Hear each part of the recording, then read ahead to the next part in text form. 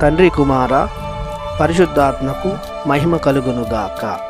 ఈనాటి జీవవాక్యం. ప్రభువు తన ప్రజలను గాంచి ప్రీతి చెందెను, దీనులకు విజయమును ప్రసాదించెను. 149వ కీర్తన 4వ వచనము.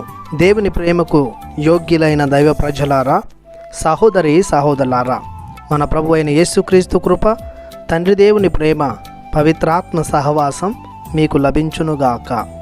ప్రభుని సృష్టిలో దీనులైన వారు ఎవరంటే నిస్వార్థపరులు, నీతి నిమిత్తము దైవరాజ్య నిమిత్తము హింసింపబడేవారు, గర్వం లేకుండా వినయంతో మెలిగేవారు, ప్రభు చెప్పినట్లు తమను తాము రిక్తిని చేసుకొని సేవకు రూపం దాల్చినవారు, ప్రభు ప్రేమించినట్లు తమ ఇరుగు పొరుగు వారిని ప్రేమించువారు, అవినీతి అన్యాయం చేయనివారు, సమాజంలో పేదలుగా అభాగ్యులుగా చూడబడుతున్నవారు, ధర్మం కోసం సత్యం కోసం నిలబడుతున్నవారు, లంచం తీసుకోకుండా వడ్డీని ఆశించకుండా అప్పు ఇచ్చువారు, రేయింబవళ్ళు ప్రభుని నామస్మరణం చేయువారు, యవ్వనములో వచ్చు ఆకర్షణలకు గురి కాకుండా చిన్నతనంలో అవిధేయతగాను ఉండకుండా వృద్ధులు, అనాథలు, వితంతువులు, అనారోగ్యులకు సహాయం చేయువారు, తమ స్తోమతను, ఆస్తిపాస్తులను,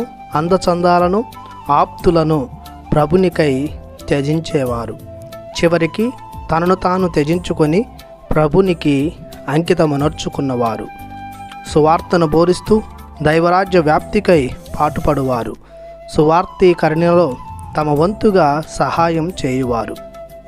వీరందరూ దేవుని దృష్టిలో దీనులు.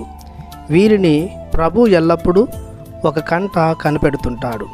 జీవితంలో వచ్చు ప్రతి ప్రమాదం నుండి, చీకటి ఛాయల నుండి, శత్రువుల బారి నుండి, అనారోగ్య సమస్యల నుండి, ఆర్థిక అసమానతల నుండి, జీవితంలో ఎదురయ్యే కష్ట నష్టాల నుండి ప్రభువు విడుదలనిస్తాడు. వారిని ఎలాంటి ఓటమికి గురి చేయక వారికి విజయానందాన్ని దయచేస్తాడు. కావున మనమును దీన హృదయాన్ని కలిగి ప్రభునిచే అనేక ఆశీర్వాదాలు, దీవెనలు పొందుకుందాం. ప్రార్థించుదాము. మహాపరిశుద్ధుడైన మా దేవ, మీ అనలేని కృపకు గాను మీకు వేలాది వందనాలు చెల్లిస్తున్నాము. దీనులనిన దీన మనస్కులనిన మీకెంతో ప్రీతి.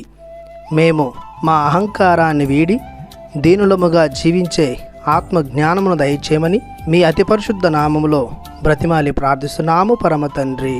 ఆమెన్. దేవుడు మిమ్ము దీవించునుగాక. ఆమెన్.